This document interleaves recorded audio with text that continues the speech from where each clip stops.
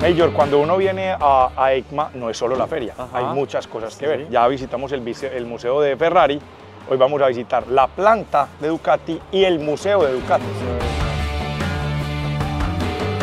Cuando vienen a Italia, muchos tienen en la cabeza motores, Ferrari, Sí. que visitamos ayer, y obviamente Ducati. Todo muy cerca de Milán, en Sí. tren, en vehículo alquilado. Entonces nada, hoy vamos a estar en el museo y planta de Ducati. Entonces, uno de los planes para hacer cuando vengan a EICMA o simplemente cuando vengan a A Italia. Italia. Bueno, ya hicimos el recorrido en la planta de Ducati, donde no se podían tomar fotos, videos, nada. Ahí pudimos ver toda esa perfección que caracteriza la marca italiana. Ahora estamos en el museo, aquí sí vamos a poderles mostrar toda la historia de la marca Ducati, desde su primer motocicleta de 48 centímetros cúbicos en adelante. Aquí en el primer salón están algunas motos, las actuales, esas nos podemos tomar fotos en ellas, etcétera, pero más adelante no podemos tocar las motos, pero sí mostrarles absolutamente todo. Nada, quédense en el video, que en verdad este recorrido de Ducati está... Bueno, otro tip, otro consejo, la entrada al museo incluye la entrada a la planta. Ustedes pueden agendar un guía en español. La entrada vale aproximadamente unos 27-30 euros e incluye planta y museo. Recomendación, cómprenla en línea para que lleguen y ya tengan todo listo y de pronto no les toque un día de mucha afluencia de público y puedan pasar y puedan ingresar, obviamente.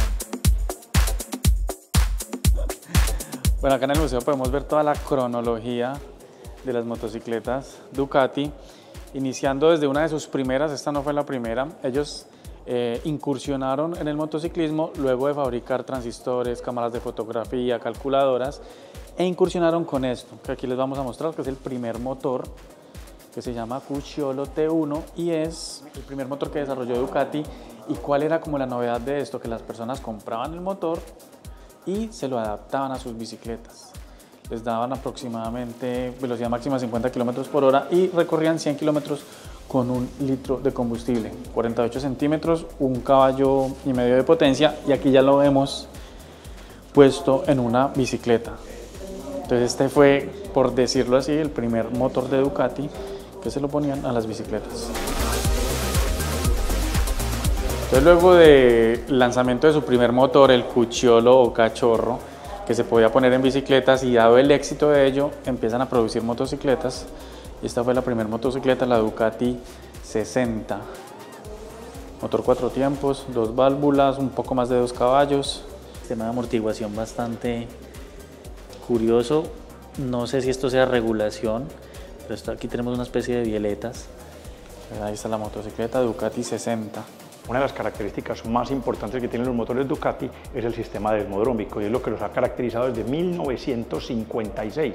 Y es que tienen un sistema de apertura y cerramiento de válvulas que no requiere de resorte, eliminando por completo la flotación valvular, y es lo que les permite a las motocicletas tener esa velocidad final tope, ese sonido característico de motor y ese sobre régimen de revoluciones. Y funciona de esta forma.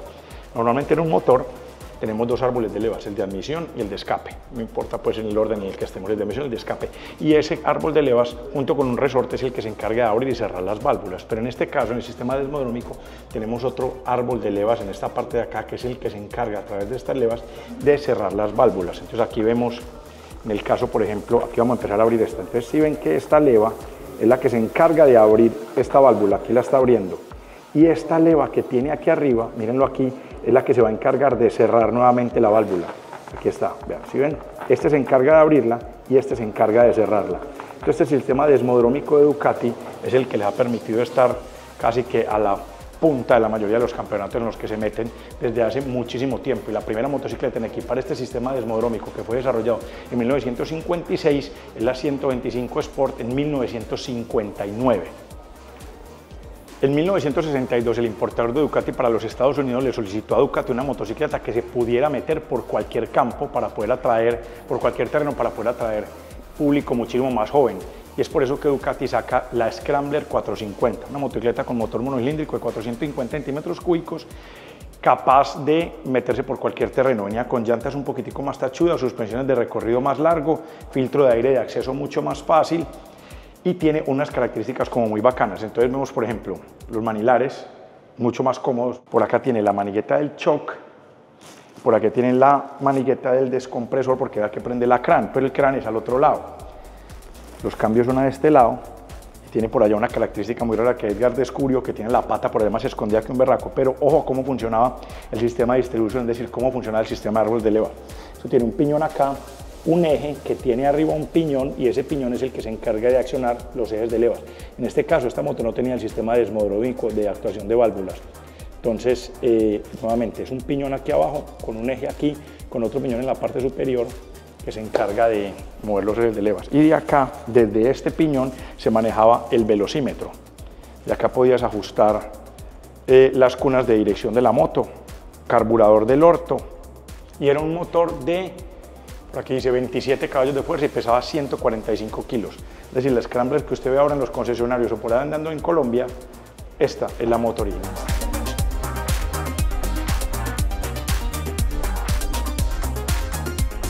Por allá en los 80, más o menos en el 84, Ducati inicia una carrera junto con Cagiva. Aquí tenemos la Cagiva Elephant que monta un motor Ducati para ir a las carreras más importantes como el Dakar, el Rally de Marruecos y demás.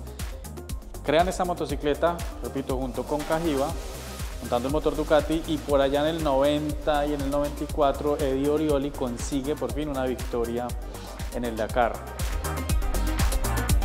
Ducati dejó a un lado las motocicletas pensadas y concebidas para off-road hasta hace unos años atrás, en donde yo sé que la ven muy familiar. Lanzaron la Ducati Desert X, que toma la esencia de la Cagiva Elephant y crea la primer motocicleta pensada y concebida para off-road de la marca italiana, que se inspiró en la Elephant. Es increíble cómo en la época podían correr un rally en un mastodonte de este, ¿no?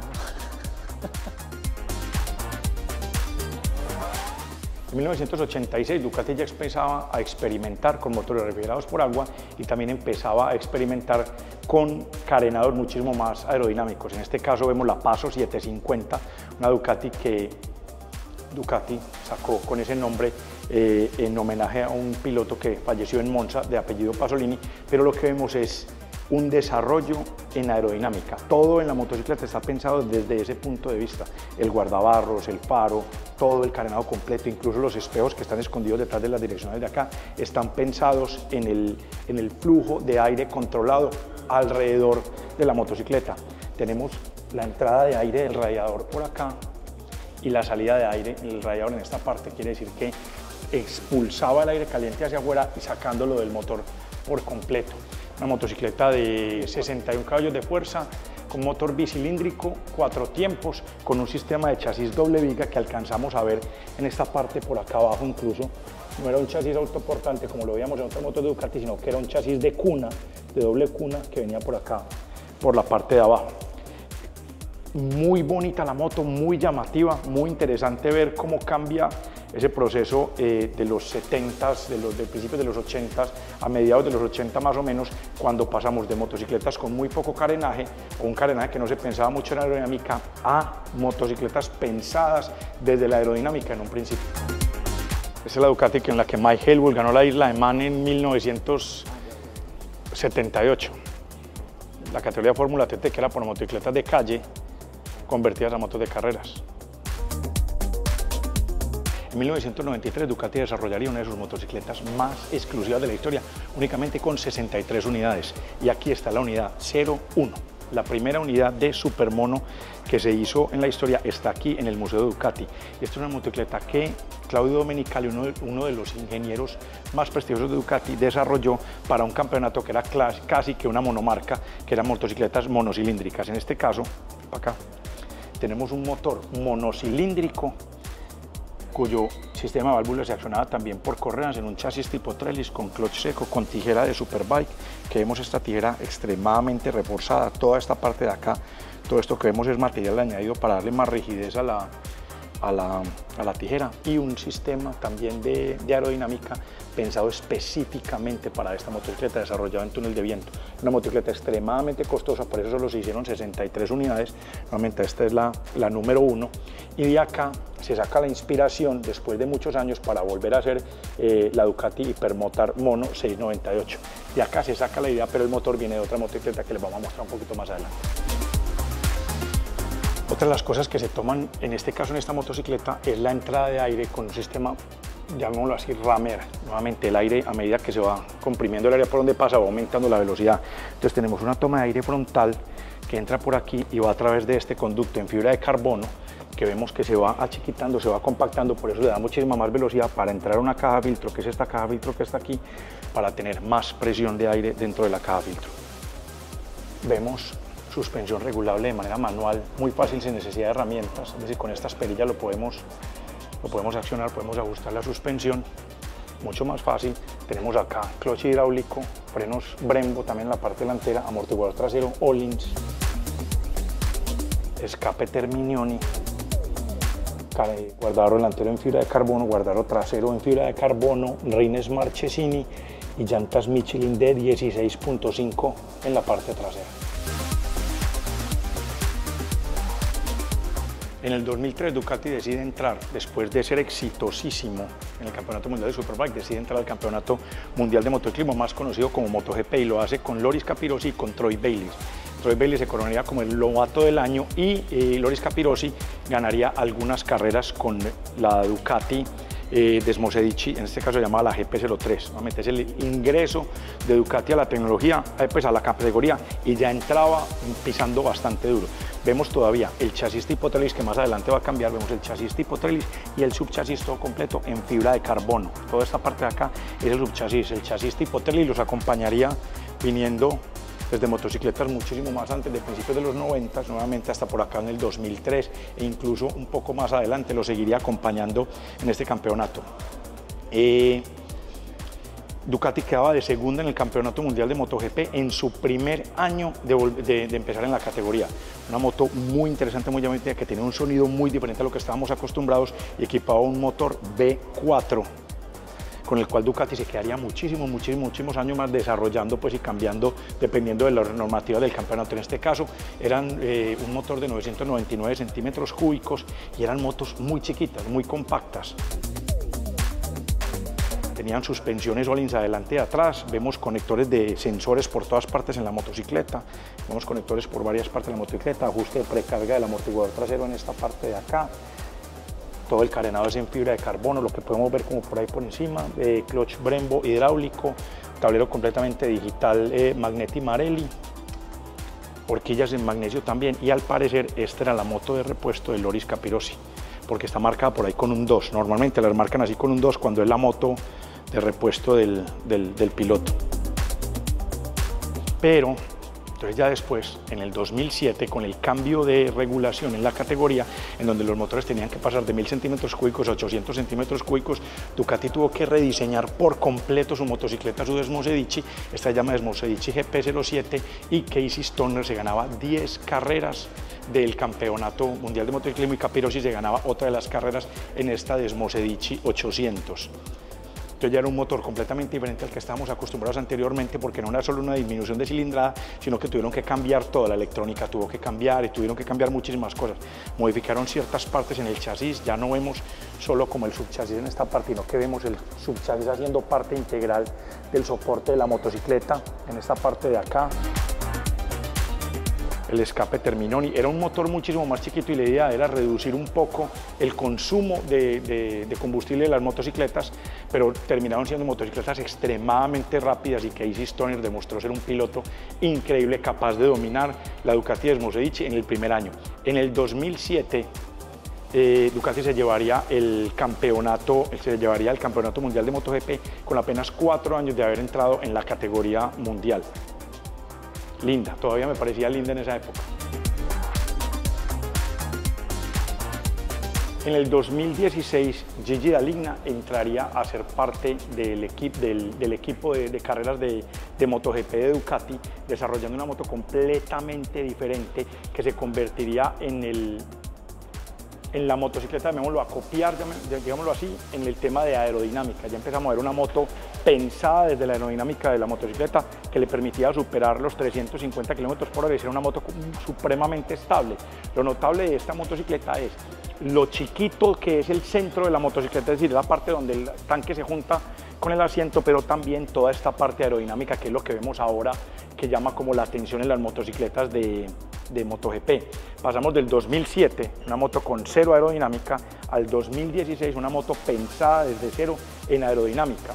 Nuevamente, todas estas alas delanteras ayudaban a las motos a que no se picaran, a que no se les levantara la rueda delantera cuando salían de las curvas, evitando tanto la intromisión de los controles de tracción que disminuían la potencia. En este caso, para eso era desarrollada, aparte también para la estabilidad en línea recta. Ya de ahí pasamos al 2022 a la moto Desmo Sedici GP22 de Pecco Bagnaia, en donde vemos un paquete aerodinámico que no solo está en la parte del frente, sino que está en la mitad del carenaje y va incluso hasta la parte de atrás. Tenemos estas partes de acá, tenemos incluso estas tomas de aire que vienen acá que ayudan a echar el aire hacia la parte de abajo, pero esa parte funciona únicamente cuando tenemos la motocicleta inclinada, que ayuda a que la motocicleta se pegue muchísimo más al piso cuando estamos acostados en la motocicleta. Nuevamente, esto ayuda principalmente a la velocidad de paso por curva, a mayor velocidad final, pero principalmente a que tener que depender menos del sistema electrónico de control de tracción para que la moto no se levante tanto cuando salen acelerando de las curvas.